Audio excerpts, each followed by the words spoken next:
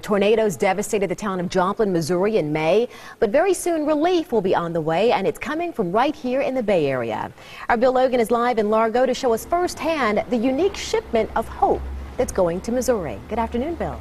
And good afternoon to you, Dee. A great afternoon for the folks here at this warehouse for Pinellas County Schools, where they have amassed 3 pallet loads of books. And by week's end, these books are all going to be boxed up and on their way to Missouri. The generosity of just one school palletized and ready to ship after the students at Dunedin's Curtis Fundamental Elementary followed the lead of their principal, who's from the Show Me State and grew up near Joplin, the community that was so hard hit by that May 22nd tornado.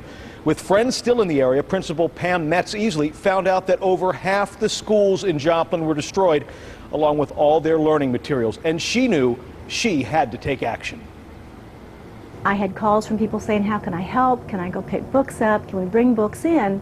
So what I thought was going to be a real small project, and maybe we would be shipping a couple boxes of books to a classroom that we might adopt in Joplin, grew magnificently to where we've had probably 7,000 books that we have boxed and ready to go to Joplin.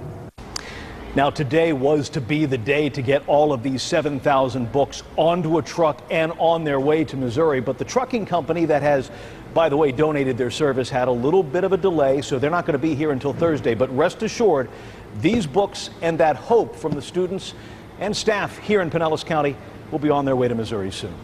Reporting live in Largo, Bill Logan, ABC.